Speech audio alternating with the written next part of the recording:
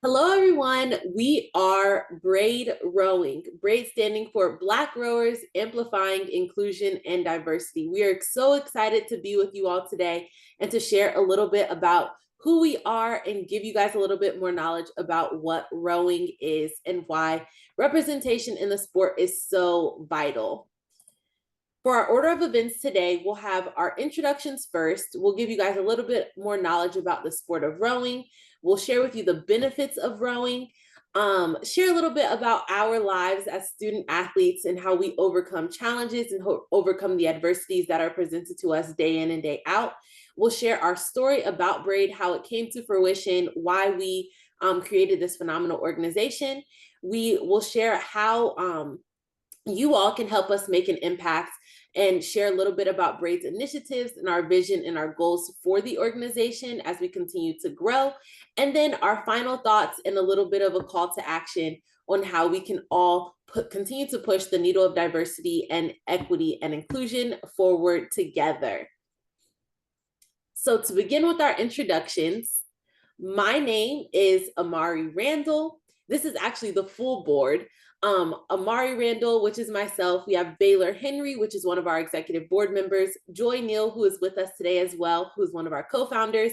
And Olima DeSarmes is one of our executive board members as well. So a little bit more about myself. Again, I am Amari Randall. I'm currently a junior at the University of Delaware. My major is civil engineering.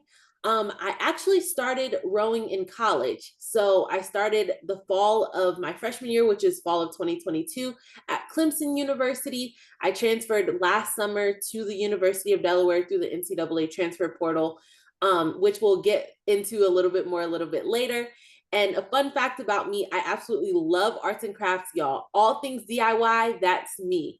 And then I owned a custom duct tape pen business for about 4 to 5 years, starting in, I think, 3rd grade. So y'all, I have the heart and the mind of an entrepreneur. I like making some money. So any opportunity to continue to make that capital, yeah, hit me up.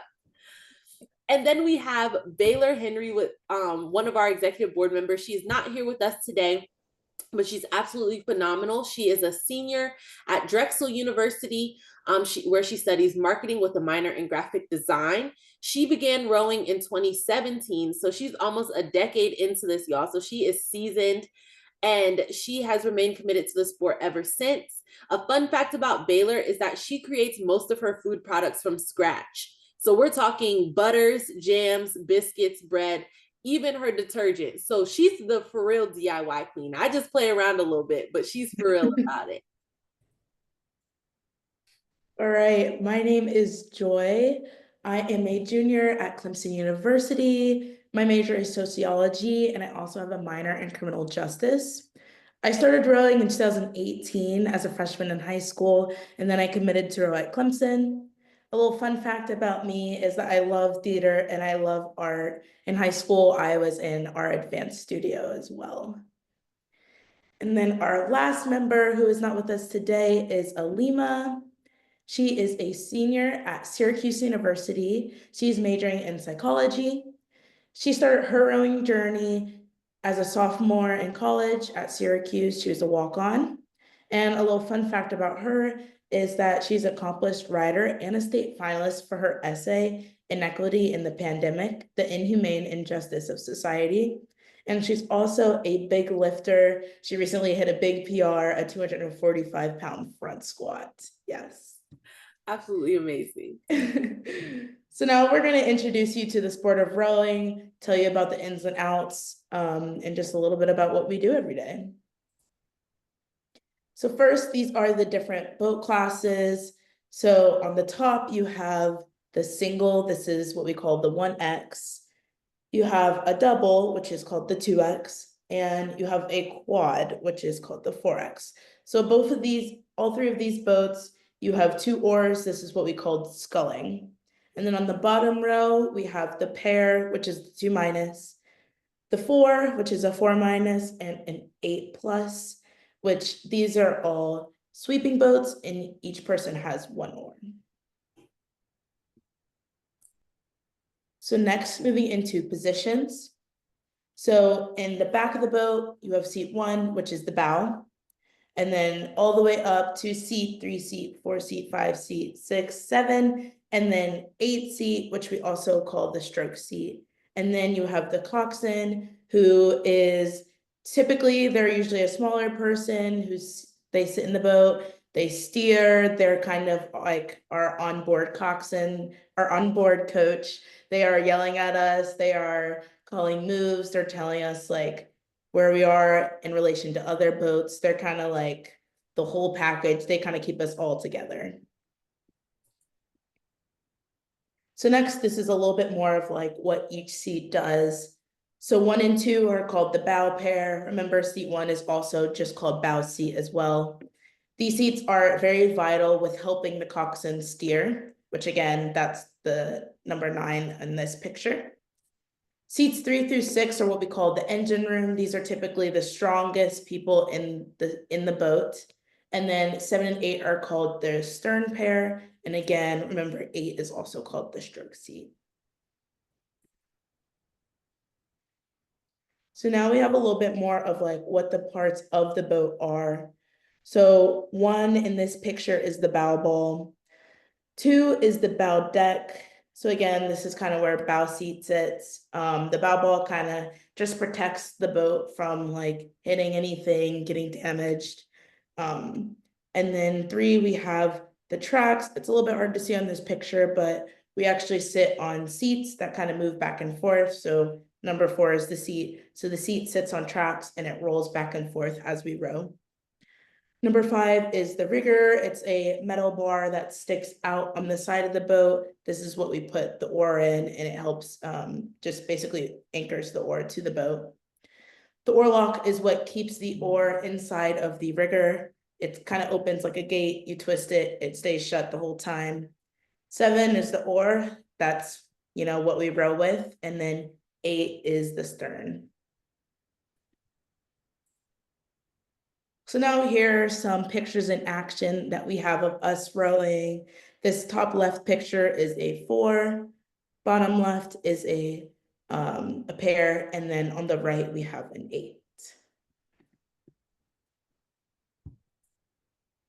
All right, and so now to get into some benefits of rowing. I know y'all have been in the gym and y'all have seen that rowing machine and looked at it and been like, no, thank you. I don't want any parts of that. And sometimes y'all, we don't even want any parts of it. Practice be kicking our butts. But there are so many amazing benefits to utilizing that rowing machine, or even if you ever have the opportunity to get on the water and actually get in a boat. It's an amazing exercise, physically, mentally, all those great things. So to get into the physical benefits, it definitely builds your strength and endurance and just your overall physical health. It's a full body workout. Rowing engages 86% of the body's muscles. So that's literally only 14% is left out, y'all. So it's building strength, building your power, building your endurance. It's also great for our cardiovascular health. And we know that's something that's super important in the Black community, and it's in and of itself. So the repetitive and low impact motion improves our heart health, our lung capacity, and our overall stamina, which is phenomenal. It's very joint friendly too. So we're able to combat the joint tightness or joint stiffness that may come with age or with lack of movement. It's unlike the high impact sports, rowing protects our joints while still providing a very, very intense workout. It will be a shock to the system, y'all. I'm not even gonna lie to you, but it'll be a phenomenal physical workout. And on the mental and emotional benefits side, it builds your confidence. You will become resilient, and it's a sport that requires a lot of focus. You have to be mentally tough, and if you're not, it does give you that opportunity to grow in the realm of mental toughness. It's going to push you beyond your limits, teach you perseverance in the face of adversity. And that's a lesson that extends beyond the boat. Rowing is definitely one of those sports where the lessons that you learn on the water will translate and transcend through life in the classroom for us, in careers. It's very, very beneficial. And the mind and body connection, the sport requires you to be present, requires you to be precise, requires you to be in control, and it helps you develop discipline and mindfulness, and empowers you to achieve. It allows you to experience victory, allows you to be and embrace championship, that championship mentality, or just the feeling of winning. Every stroke, all of our PRs, all the race wins, they reinforce that you are capable, you are strong, and you are worthy. And here at BRAID, that's our motto: you belong, you're invaluable, and together we row. So that's exactly what the sport does for you. And a few more benefits: it allows you to step into a community and experience. Currently, we know that there's a lack of representation in the sport, but that's what we're working to combat. And so it allows you to find sisterhood and support. And we wanted to give a shout out to our sisters and our brothers at Zula at Xavier University in Louisiana. They are a groundbreaking and dynamic addition to the collegiate rowing scene, as they're the second HBCU in the United States to sponsor a varsity rowing program. And their club is not just about sports, it's about making history. So they are out here breaking barriers and doing amazing things. And touching on that breaking barrier side, Black women remain underrepresented in this sport, Black men and women actually, making a very new rower a trailblazer for future generations. Mm-hmm. And then the sisterhood in the boat. Rowing fosters unbreakable bonds, treating or teaching us trust and teamwork and shared success, which is absolutely phenomenal. Mm-hmm. And then life lessons beyond the boat, as I mentioned earlier. Rowing, it touches on leadership and discipline. Discipline is so important in this sport, y'all. And rowing instills qualities that translate into career success and personal growth. With handling adversity, it teaches you to push through challenges on the water that build resilience and applies to all aspects of your life outside of the water. And it expands opportunities from collegiate scholarships to networking. Rowing opens so many doors that you would have never thought would be possible. And Joy and I can attest to those. The opportunities, the people that we've met, the things that we've been able to experience because of this sport are unmatched. Yeah. Okay, so now a little bit more into like student life and overcoming challenges. So firstly, I'm going to talk about just balancing it all. You know, it takes a lot, like Amari said, a lot of discipline, but you know, it's definitely manageable, balancing, you know, rowing, academics, if you're in clubs, or, you know, seeing your friends, seeing your family, like, but there's a lot of tips and different things that you can do to help with that. So firstly, just talking a little bit more about like time management. Something I like to do is like really just write down and prioritize my tasks, you know, write down like what's urgent, what's super important, or, you know, maybe some things that I can get done kind of quickly. And then also like using a planner or using a calendar and really just like setting goals, but making sure they're also like realistic goals. That way you're not like getting in over yourself because you may have missed like a deadline that you made. So next, handling stress and avoiding burnout. Firstly, just being able to recognize the early signs of burnout, like fatigue, irritability, wanting to like quit your job or your sport. Those kind of things are, you know, first signs of burnout. And some things you can do to help with that is self-care. I think that that's the biggest thing, you know, getting the proper sleep you need, getting proper nutrition, taking a walk, or like hanging out with friends, you know, those kind of things help like tremendously. And then also like just setting boundaries between work and rest, you know, making sure you're setting like an end time of work every night. Maybe that's like 8 o'clock, maybe that's 9 o'clock, but you know, making sure you're really prioritizing that time to yourself. And then also just like making sure you're not overworking yourself, you know, making sure you're taking time away from that. And then also using stress relief techniques, whether that's meditation, deep breathing, going on walks, whatever works for you. And then the importance of rest and recovery. I think for me, like learning how to properly recover honestly, like within the last year has changed so much for me, learning how to get the proper amount of sleep. And then also just staying hydrated, eating well, learning how to listen to your body. And even to add to that, I think changing the perspective of what rest is and looking at it not Yeah. as like a reward for the work that you've done, but a necessary part Environment. of the work that you're doing. Like you can't continue to exert yourself without resting. Hmm. Okay, and then overcoming challenges. I think challenges comes with everything in life. It's something that's normal. Specifically with athletes and with rowing, injuries is a big thing that athletes have to face. And it really can set you back, but there are some things you can do to kind of help with that. I've kind of had to learn these things recently, which I will talk about a little bit later, but learning how to stay mentally strong and maintaining a positive mindset can help with that. Following recovery protocols and adjusting your training, being able to seek support from coaches, teammates, peers, mentors, etc. And then reflecting on setbacks as learning opportunities, which again is something that you can take like outside of athletics as well.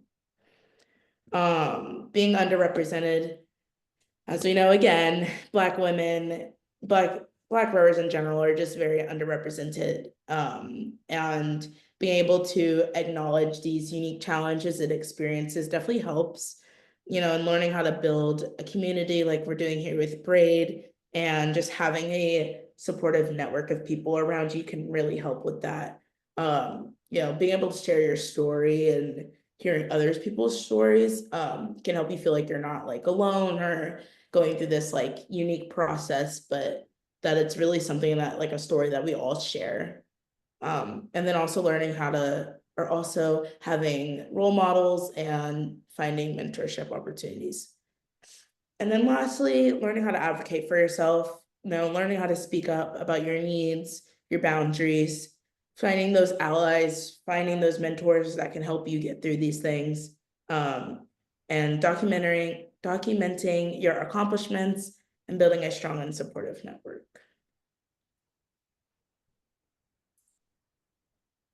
And so, why is community so important? Why is that such a word that, we keep bringing up, keep hearing? Here at BRAID, we know it's essential for Black girls to have community just because the sport can be like, it's just so isolating. But through that mentorship, through that support and that visibility, we're starting to change that.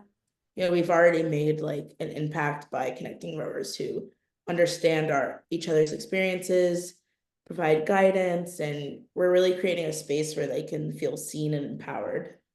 By building these connections, we're not just like increasing representation, but we're also ensuring that the next generation of Black girls in rowing knows that they can belong and thrive. And then also, rowing is more than just a sport. You gain so many lessons from rowing that can be applied beyond sports. Things like leadership, perseverance, teamwork, goal setting, all things that you can take beyond your time in athletics. So next we are going to talk a little bit more about the story of BRAID, our stories, how this all kind of came to be.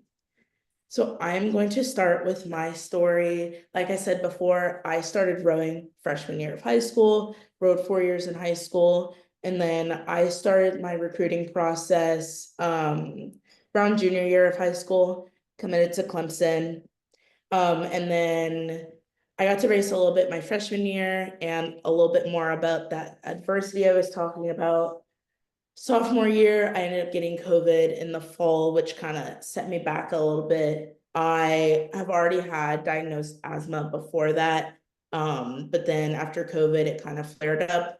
I ended up getting COVID 2 more times. Once again, my spring of sophomore year, and then again, fall of this year, my junior year.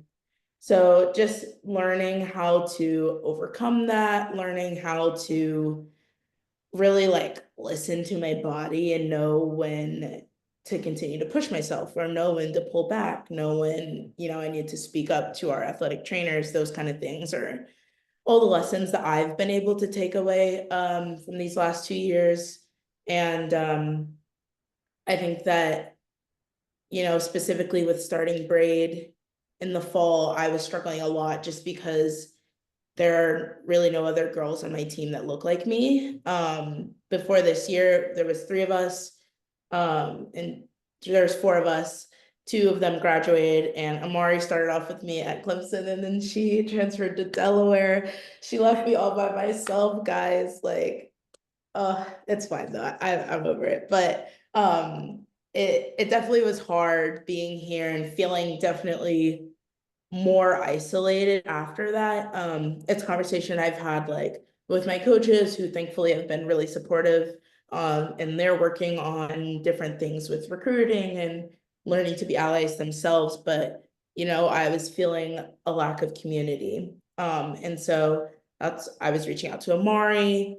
We started talking. We'll talk more about how Braid actually formed, but that's kind of my why into starting Braid, why I want to see a community like this. So that's just a little bit about me, my journey with rowing, and I'm going to pass it off to Amari to talk about her journey.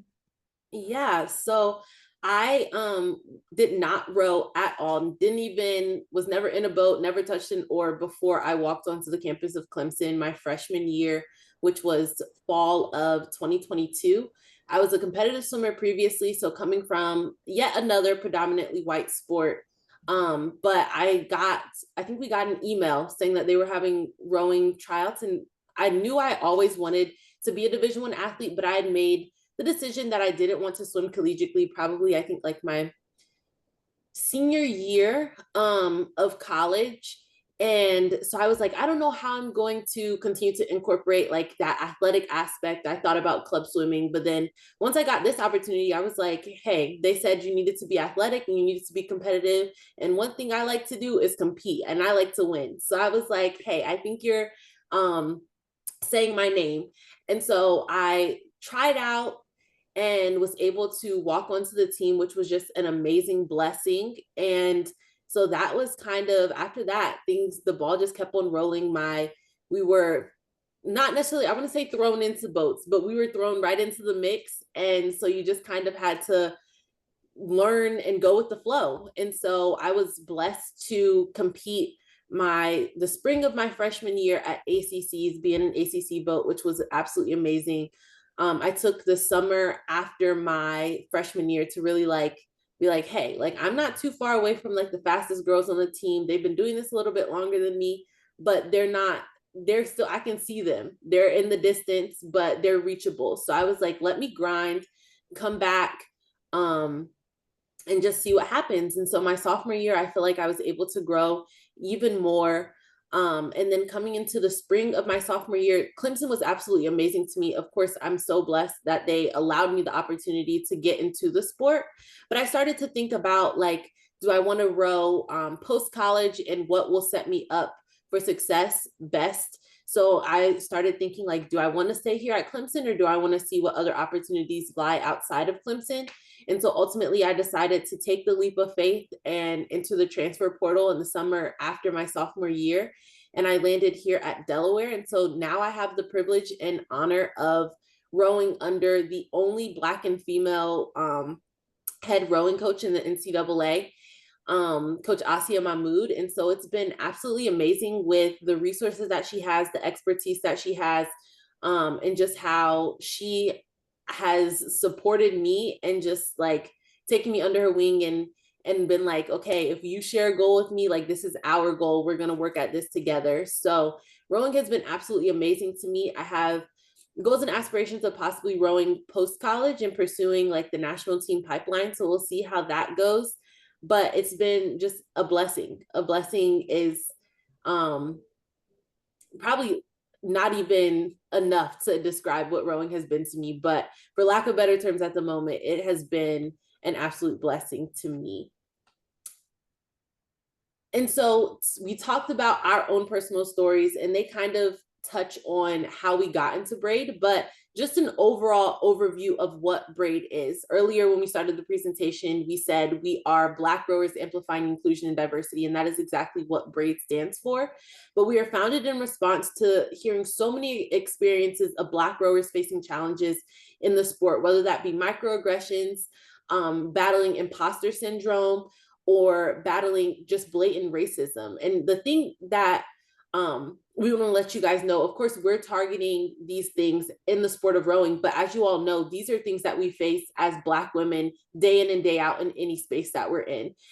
Feeling like we're inadequate. Well, I wouldn't even say inadequate, but feeling like we don't belong in a space, even though we're most of the time overqualified to be in that space. Right. Feeling that we're not valued in the space, or facing those nitpicky comments about our hair or things like that. So we're targeting them in the rowing space, but these principles and just our mission can definitely be applied to the broader world in everyday life of us as Black women. And so our purpose is to build a community where athletes feel seen, where we feel celebrated and are celebrated, and we are supported. So next, our mission, again, creating a safe, a supportive, and an empowering space for Black girl rowers. Our vision is a rowing community where Black athletes are seen, they're celebrated, they're supported, with a focus on breaking barriers and increasing representation. And then here are our 5 big goals. Number 1, like we said, building community.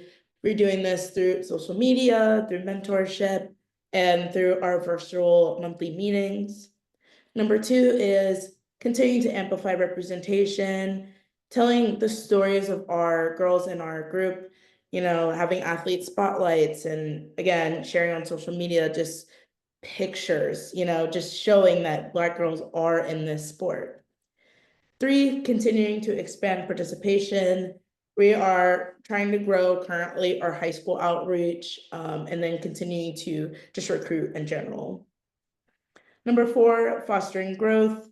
We eventually want to get some training trips, some retreats, and some more in-person events. Obviously, we're all around the country, so this is a future goal for us. And lastly, broadening our reach, having a nationwide presence, and then, as Amari said, the pathways past collegiate rowing as well, into like national team. And so we have this quote that we kind of continue to remember as we are continuing this journey. Together, we're building a community where Black girl rowers belong, thrive, and shine. And let's make this space amazing for us and by us. Yes. And so rowing, as we've mentioned, has long lacked the diversity it desperately needs. BRAID is here to change that narrative. We are empowering Black girl rowers to rise, to thrive, and to claim their space on and off the water. And so these numbers right here and demographics just give us a little bit of a glimpse at how rowing lacks diversity. So these 3 sports are the lowest and are historically known to be the least diverse sports in the NCAA. And so we have women's ice hockey here. And with their athletes, 75.9% of the athletes in women's ice hockey, according to the NCAA demographics, are white. Less than 1% are Black. And the head coaches, less than 1% of the head coaches in women's ice hockey are Black as well. With women's lacrosse, 83.4% of those athletes are white, 2.9% are Black, and then they have 2.7% of their head coaches being Black as well. And then for women's rowing, we have 73% of athletes are white, and then 2.3% of athletes are Black, and less than 1% of the head coaches in rowing are Black. So we have my coach Asia Mahmood, which is the only Black and female, and then we have one other Black male head rowing coach in the NCAA. And so to kind of touch on the women who have done amazing things, who have blazed trails, and who we look up to, and who have just kind of like changed the game in rowing for us. We have Miss Anita DeFrance and Miss Patricia Edom. So Anita DeFrance, she was born in 1952 in Philadelphia, and she's a pioneering athlete, lawyer, and Olympic leader. She discovered rowing at Connecticut College and later captained the U.S. women's rowing team, winning bronze at the 1976 Olympics. Despite qualifying for the 1980 Games, she was unable to compete due to the U.S. boycott and fought for athletes' rights. A six-time U.S. national champion, she transitioned into leadership, becoming the first African American and first woman to represent the U.S. on the International Olympic Committee in 1986. She later became the IOC's first female vice president in 1997 and has dedicated her career to advancing gender equality and inclusion in sports, leading the LA84 Foundation for 28 years. She has championed youth athletics and Olympic legacy programs. Ms. DeFrance's unwavering advocacy has broken barriers for Black athletes and women in rowing, leaving an undeniable mark in all of the sports world. She is absolutely amazing. And as for Miss Edom, she is also a pioneering figure in American rowing. She discovered the sport at UC Berkeley in 1976 and quickly became a standout athlete. She earned Pac-10 and national champion titles before representing the U.S. in the 1980 and 1984 Olympics.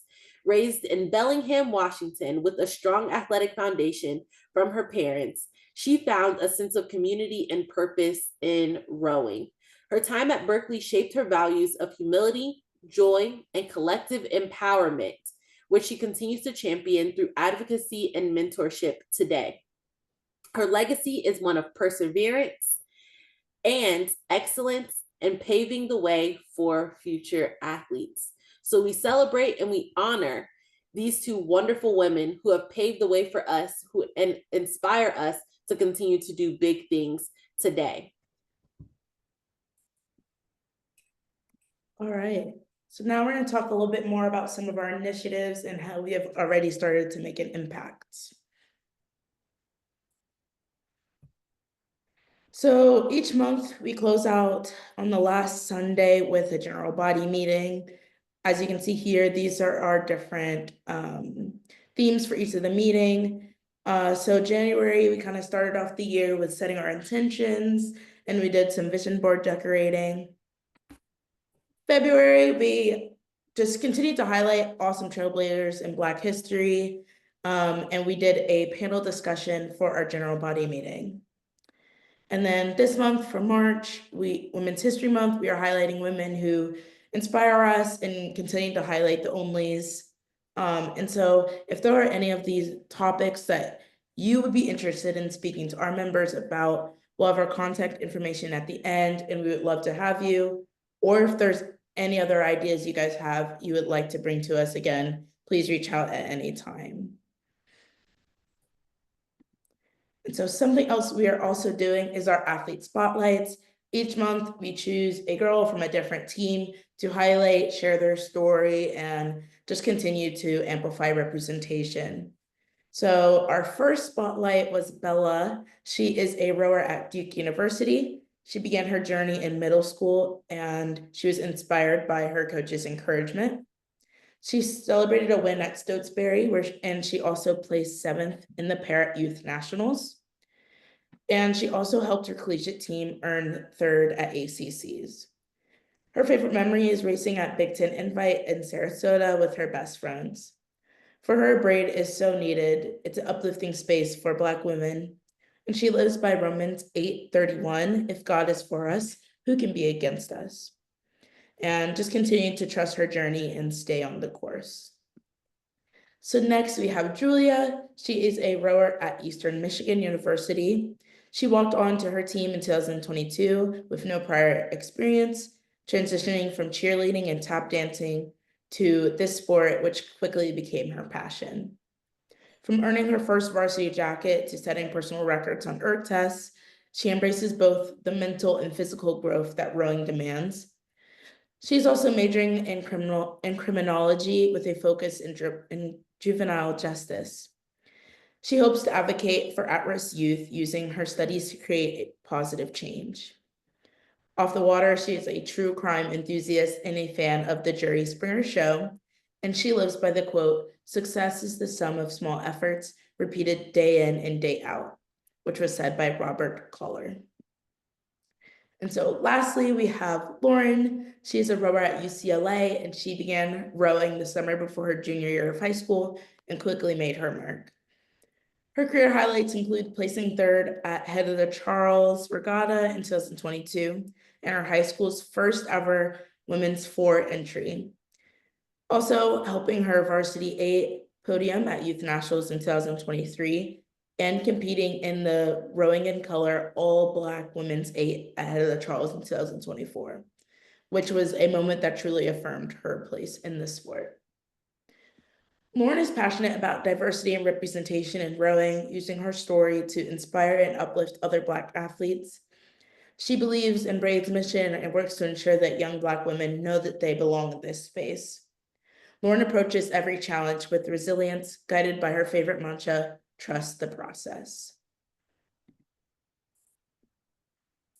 And as for our impact and our progress, so growth and community engagement, it's been looking like we've been focusing on expanding our network through our monthly general body meetings, just growing who attends, and we're so glad to say that we have seen a gradual increase since we had our first one in December of 2024. So it's been so exciting to see more and more people show out for those, be excited by them, and we believe that they will continue to grow bigger and bigger.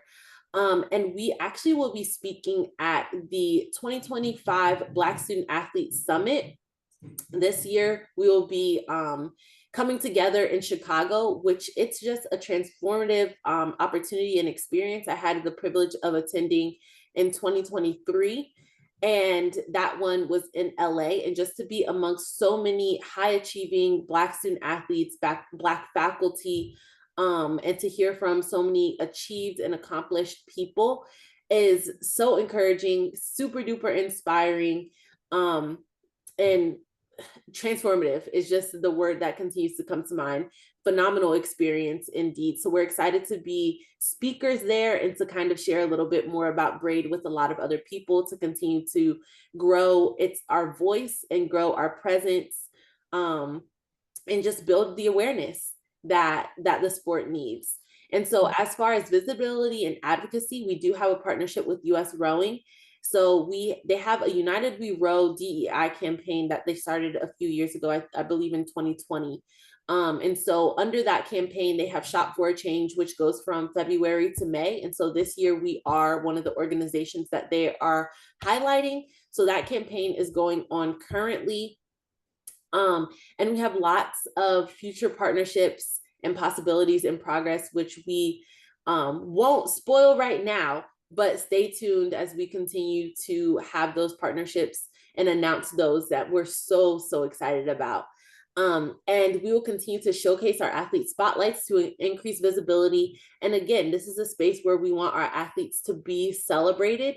And that is exactly how we do it, by spotlighting those girls, whether they self-nominate themselves or we have people shouting them out, nominating them. We will continue to highlight and celebrate them and give them their flowers. And we will continue to increase dialogue surrounding diversity and inclusion, because these things can't change unless those uncomfortable conversations, but necessary conversations, are had. So we will continue to give those spaces, or create those spaces so these conversations can have a platform and we'll be able to continue to move forward. So to conclude, rowing, as we know, is a sport that severely lacks diversity.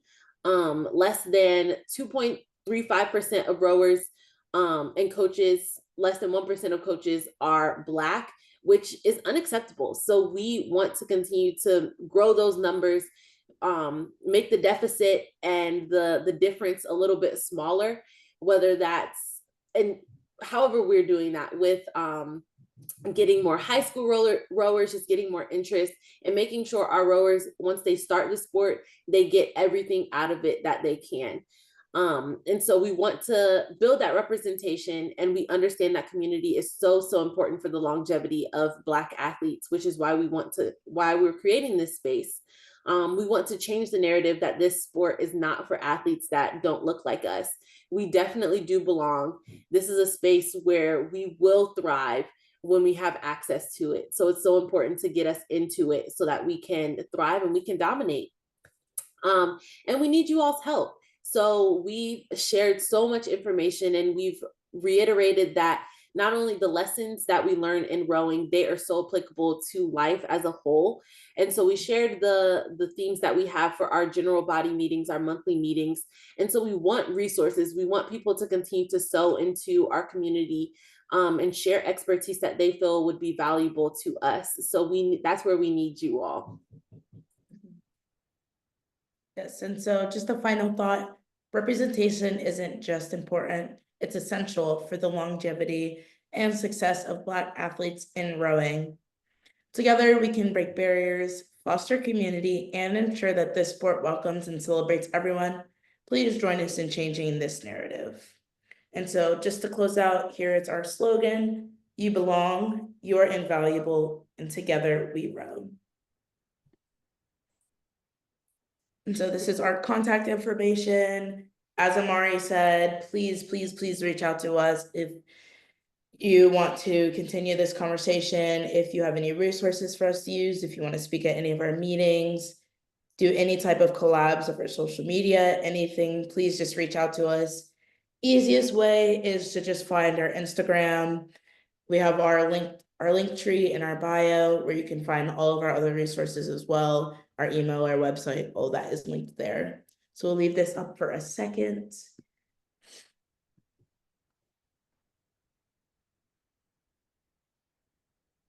Again, we're so excited and honored at possibly being able to collaborate with you all on future projects that will definitely uplift, empower, and make a lasting impact for Black women, not only in rowing, but everywhere. That is our goal. Mm-hmm. So we just want to say thank you, thank you, thank you so much. Again, we are BRAID, Black Rowers Amplifying Inclusion and Diversity. We would love to hear from you all further and continue this relationship and connection. And we just appreciate your time. Have a wonderful day. Thank you.